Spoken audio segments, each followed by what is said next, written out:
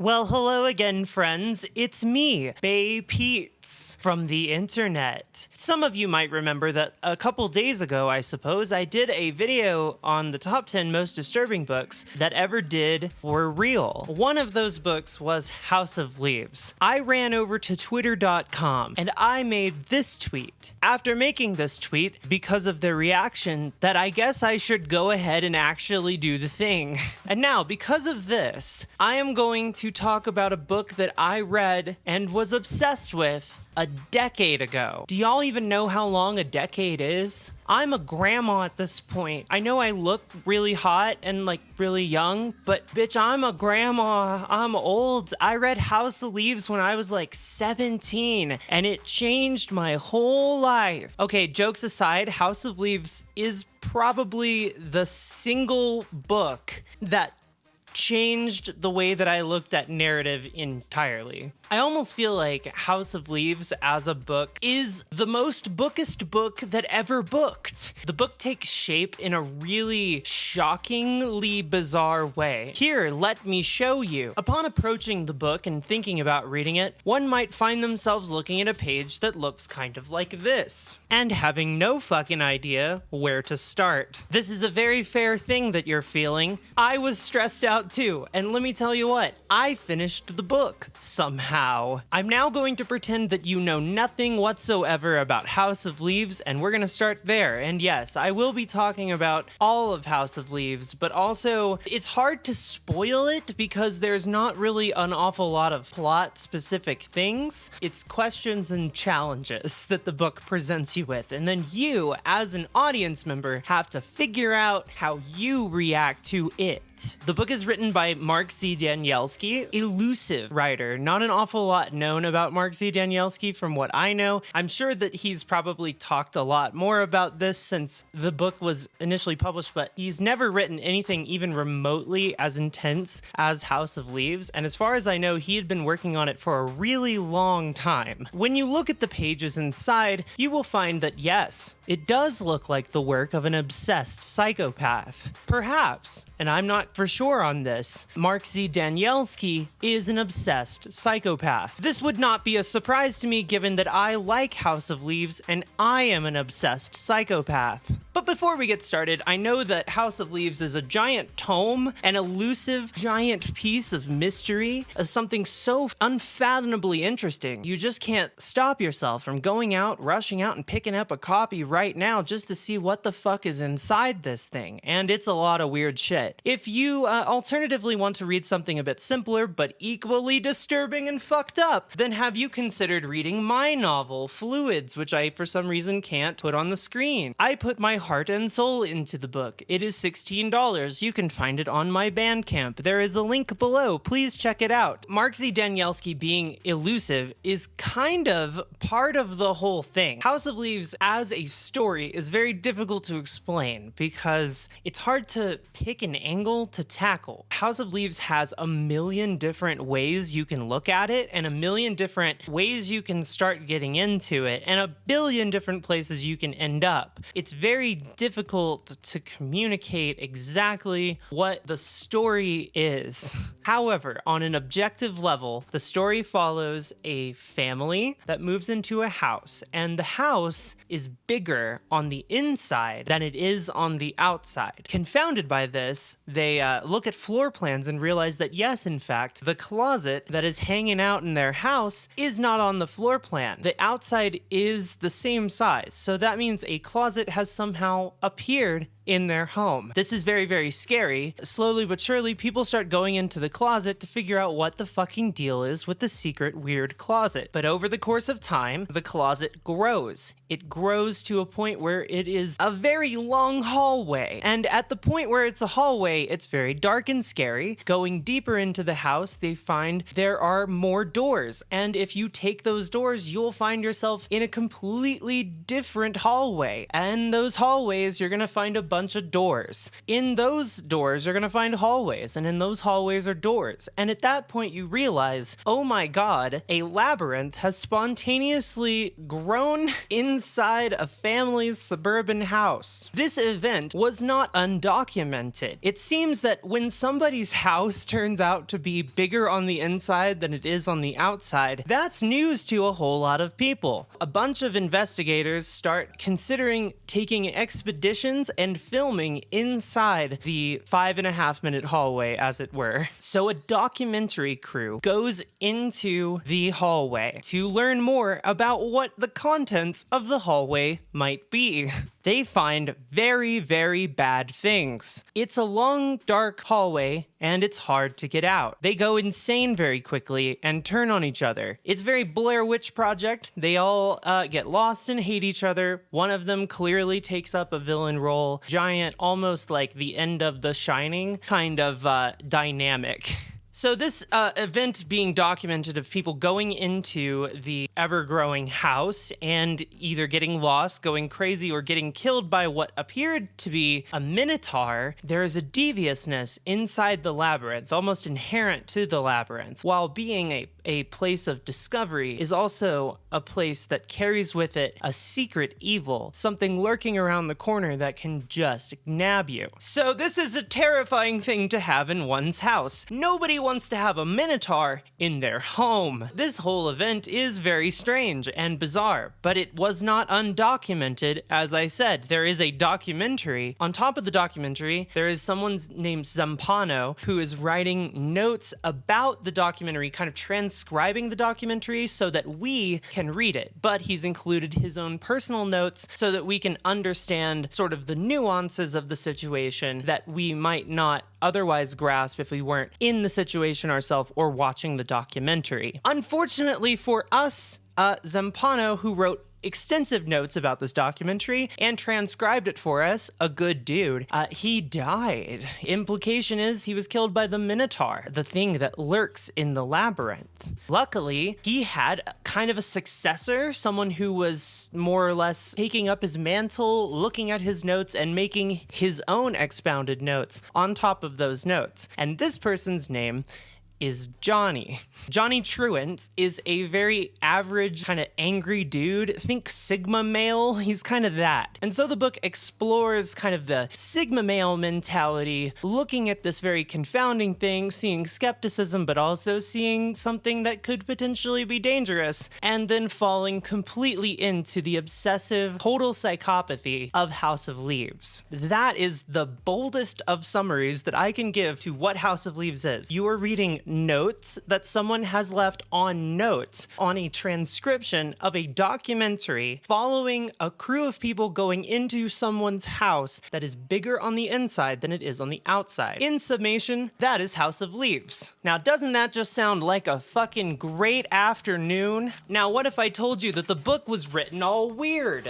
Like, it's written all kinds of weird. It's like the modern day, like, James Joyce approach to looking at literature. Like, look at this. What's happened here? So if you don't know anything about James Joyce, very quickly, Ulysses is like this book that has like a million different styles in it. We're talking about like poetry, we're talking about like words kind of scrambled all over the page, prose, there's literary play writing, there's all kinds of stuff in there to tell this fairly mundane story. The idea of over-poeticizing, over-complicating, almost to an ironic level, something very mundane. House of Leaves is kind of like trying to create so many steps of elusiveness that at some point you go, okay, well, what is the core point? Like, what am I supposed to be gaining from this in the deepest sense? What exactly is House of Leaves trying to tell me? And so upon finishing the book the first time when I was 17 years old, I immediately dove right back into the book. There were a few reasons why I did this. Reason number one is I found out that there are liner notes in the back of the book that include all kinds of weird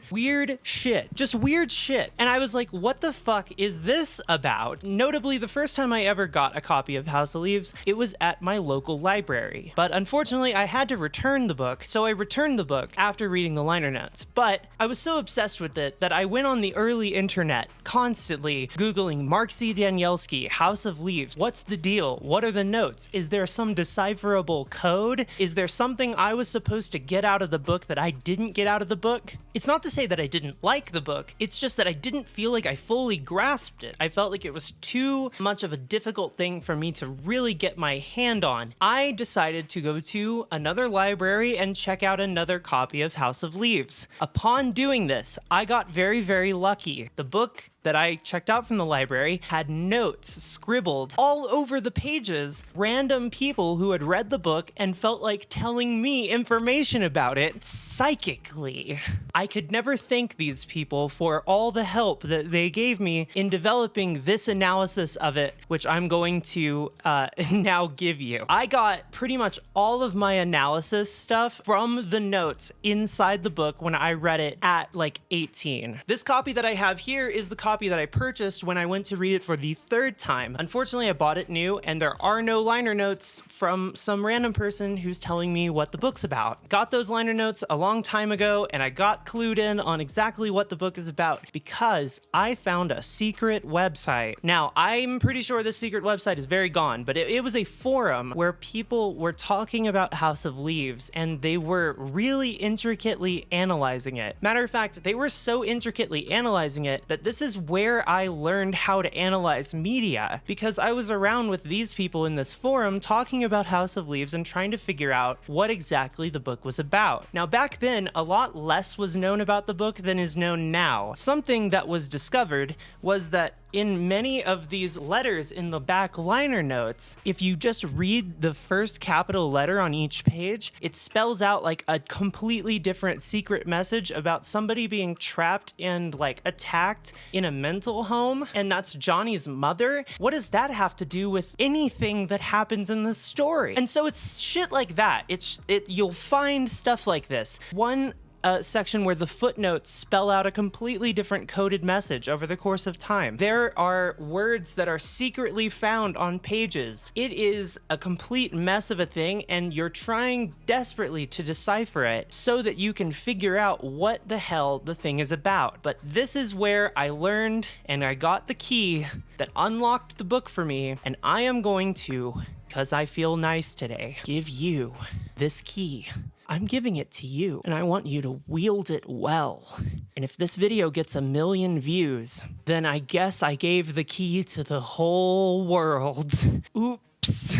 It's very simple. It's the most simple analysis you'll ever hear. House of Leaves is a book. Ba-dum-bum, ba-dum-bum. House of Leaves is a book. The labyrinth is the book. This is the labyrinth. It's bigger on the inside. It's growing on the inside than it is on the outside. Every time you read it, you find out more little secrets, and that makes the inside of the book grow, while the outside of the book continues to be just something that says House of Leaves, Mark Z.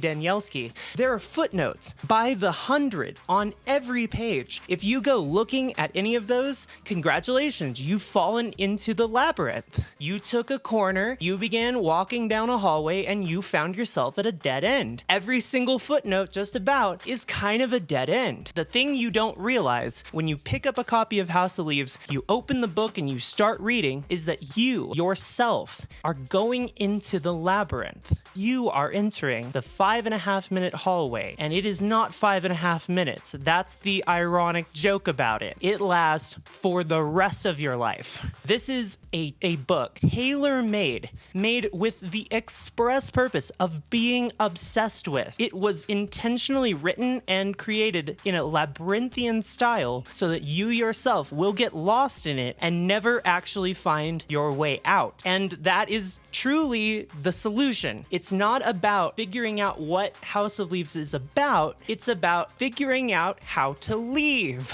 Because once you're in it and you've read the book, you will never stop thinking about it until someone literally tells you, hey, you know that's a work of fiction and it doesn't fucking matter.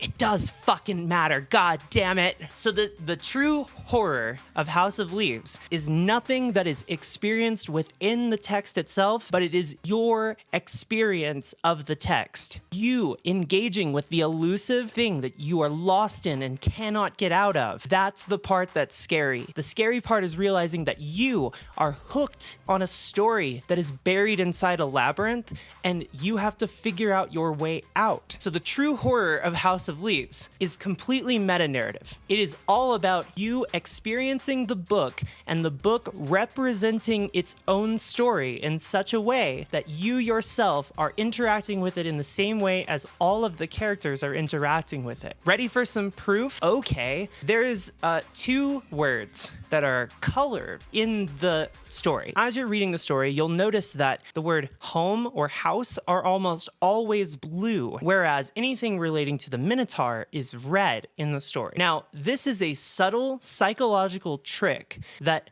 is so obvious that it stares you right in the face, but people have been analyzing this for a decade. Blue is a color that feels comfortable to us. So when we see it, we are immediately associating our own home, our own relationship with home. It's psychologically making us feel at home with the word and color choice. Minotaur being in red highlights that it is a threat, and understand that these threats and this home are prescribed to you by Mark Z. Danielski. He's telling you the word home and house and the word Minotaur or anything associated with the Minotaur are either comfortable or scary. No one else in the story can read the book, so no one else in the story sees that Minotaur is in red and home is in blue. None of them know that. They're not experiencing the thing that we as a reader are experiencing. So then the question becomes, and I think this is the question that everybody's asking and has always asked since reading the book and finishing the book. Well, who is the Minotaur? What's the deal with the Minotaur? Well, so the book explains that all labyrinths kind of famously are known for having Minotaurs that keep guard of the labyrinth and make sure nothing really gets out of the labyrinth. So the biggest fear of Mark Z. Danielski would be any of these ideas getting out of this book. So a Minotaur is employed by Mark Z. Danielski to enter this labyrinth. This one, not the one in the story, not the textual labyrinth, but a Minotaur inside the book itself. It's meant to psychologically torture you. Every time you see it, you get confused. You see red and you expect threat. You think that things are gonna get worse. So occasionally you'll see red on, a page and you'll be like, a red word. But then as you go along, it becomes pages of red, and then you're terrified. The book is working on you. The Minotaur is the author himself. The author has employed a part of himself inside the narrative to kill and attack the characters. And the reason he's killing and attacking the characters is to thrill us, to excite us, to make us think something's going on. So when you read House of Leaves and you go, who the fuck is the Minotaur? What's the deal with the Minotaur? Why is there a Minotaur? It's literally Mark Z. Danielski. He is the Minotaur. Oh my goodness, it just started raining outside. It couldn't possibly be raining here. So metanarrative, I think, mostly is just when you as an audience member are literally interacting with the narrative because the narrative is actually about something very tangibly outside of itself, if that makes sense. So I'm saying that House of Leaves escapes its trappings and becomes something altogether different. It's a story that you personally have to suffer with and suffer through. And isn't that fun? We love to suffer with and through things. Matter of fact, the book even addresses this in the end, where there's a bit where Johnny meets somebody who has a copy of House of Leaves, and he's like, this can't possibly be real. This can't possibly exist. I don't understand how I can be trapped inside this thing when I'm also trapped here. And so the scary thing that Johnny experiences in that moment is realizing that he is a character and the author is a Minotaur, and he is in a labyrinth and he'll never get out because he's a character. So the most terrifying thing to be is truly a character in a story, because a book in and of itself is a house of leaves. It is a house made of sheets of wood, basically. Paper, leaves. I think that's fairly one-to-one. This is the House of Leaves, and we enter it. For instance, I referred to the fact that the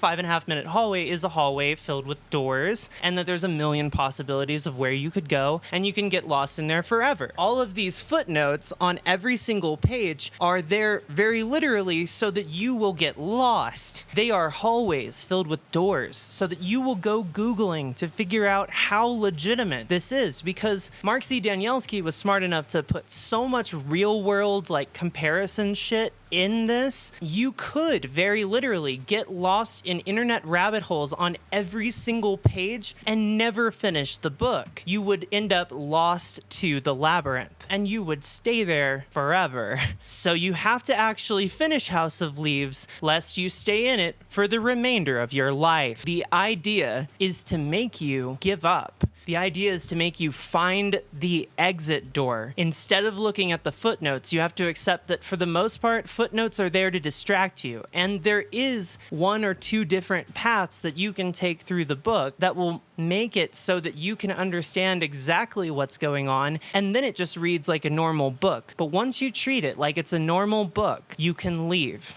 But until you realize that it is just a normal book, it is a narrative, but it is done in such a labyrinthian way that you are meant to get stuck within it, then you can find the door out. The lesson of the labyrinth is not finding out what's inside the labyrinth. It's not about finding out what the labyrinth means. It's about finding your way out. So this book is an exercise in getting over obsessions. It is something tailor-made to make you obsessed with it, and the bit is that you're supposed to find your way out and then realize how fucked up obsession is. To realize how intentionally confusing and crazy making is actually very bad. You should try your best to see through it. House of Leaves is an exercise in practicing seeing through the bullshit. A book about being trapped inside a narrative that you didn't create, a narrative that someone else created, manufactured for you to live inside of, and forever you'll dwell in those halls, lest ye be killed by a minotaur, and that's lucky. The nightmare of Zampano being dead and Johnny finding him and then trying to figure out who killed him and how he died is realizing that someone larger than him is even guiding his choices and guiding the things that happen to him. And because of that, who knows what could happen to him? At any moment, a minotaur could come for him, and it doesn't matter like why or what the meaning or message of that is. Labyrinths are all about keeping the things inside. So the whole goal of the book is to keep you inside it. So now, swapping over to something kind of unrelated, but not actually unrelated at all. There is a musical artist named Poe. You may be familiar, maybe not. Famously in the 90s, she had a song called Angry Johnny. I know, Angry Johnny, almost like Johnny Truant. Weird.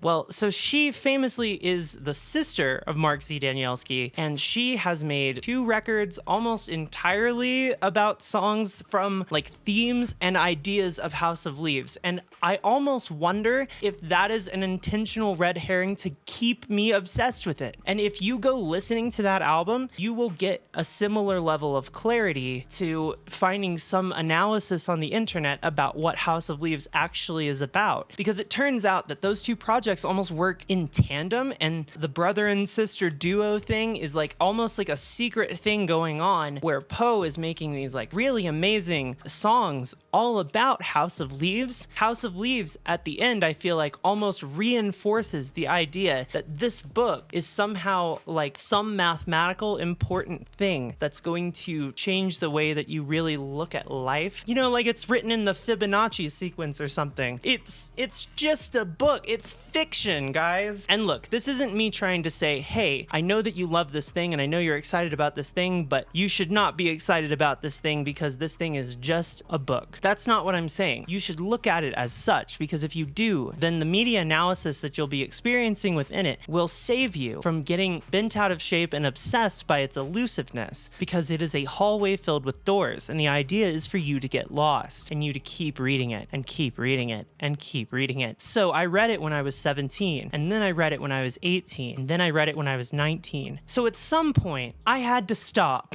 I had to stop reading it. I had to go, there's nothing more for me to know. And the reality is, there isn't. There's nothing more for me to know. House of Leaves is a book that is geniusly written, almost overwritten, to confuse you into staying inside of its walls and being too afraid to leave, lest you lose out on actually understanding some element of life that you couldn't figure out otherwise. House of Leaves tricks you into thinking that it holds a secret, but it doesn't. It does not hold a secret. You possess the secret to leave. Unfortunately, it seems, the best horror novel is the one where you can't get out of it. I want to thank you all for being here on this lovely evening, day, night, whatever it is for you over there. I guess brief, but I was trying to keep it kind of like straightforward analysis of House of Leaves. If you liked my video, please consider giving it a like. And also, just give all my videos a like. Why not? Let's just like everything. Likes are fun. I like to throw likes at things that I don't even like, to be honest with you. For a limited time, you can subscribe to my YouTube channel for free. That's right. There's absolutely no strings attached. You can just subscribe and nothing bad will happen to you. I've tested this myself with a whole team of people